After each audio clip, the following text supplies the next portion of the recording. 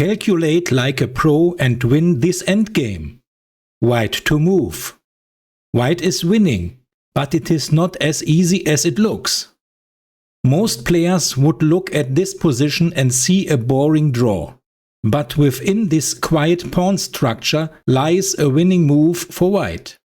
White has 9 legal moves, but only one leads to a winning continuation. This is a true test of your calculation and endgame understanding.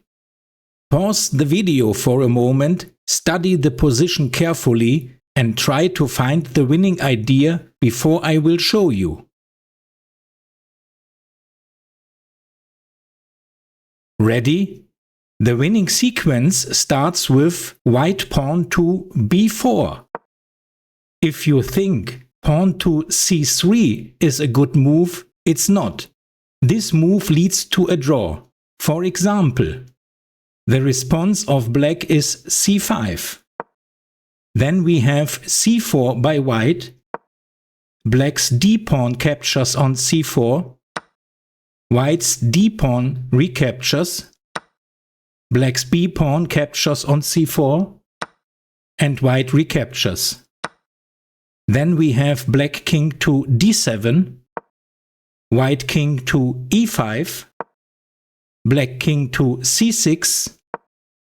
White king to e6 now. And finally we have king to c7 by black. And now we have a draw.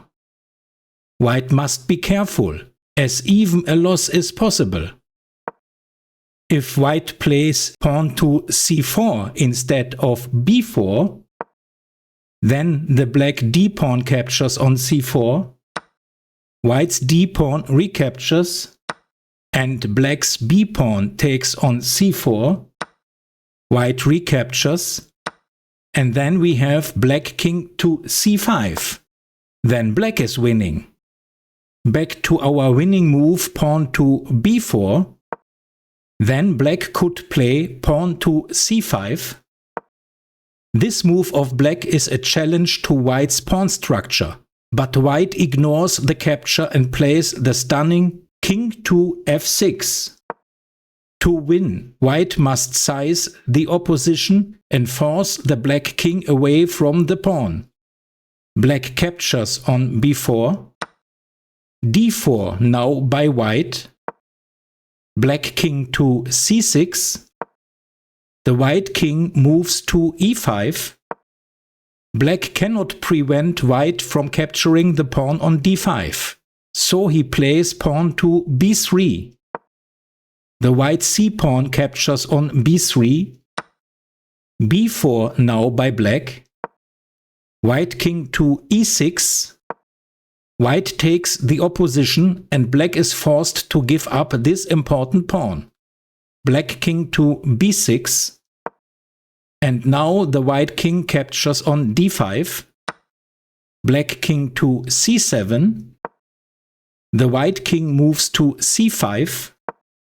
Black king to d7. And finally, the white king captures the pawn on b4. The rest is very simple and white wins easily. Back to our position with pawn to b4. If black tries pawn to d4, then we have king to e4, and black cannot protect this pawn. c5 by black now. The b-pawn captures on c5 with check.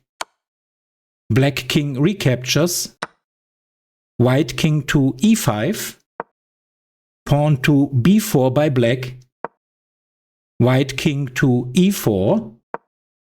Black king to c6. Now the white king captures the pawn on d4. Black king to b5. And the rest is routine. Back to our position with pawn to b4. If black tries pawn to c6, then we have white pawn to d4. King to e7. White king to e5. Black king to d7.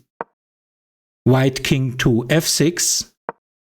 black king to d8, white king to e6, black king to c7, white king to e7, black king to b6, white king to d6, black king to b7, now king to d7 by white, black king to b6, then we have king to c8 by white, black king to a6, white king to c7, black king to a7, and finally white captures the important pawn on c6. I think that was the critical line, and now white wins easily. Did you find the winning move right away, and could you calculate the winning variations? Let me know in the comments. If you like interesting endgames, don't forget to hit the like button and subscribe to the channel. In this channel, I analyze endgames like this to help you sharpen your calculation and endgame technique.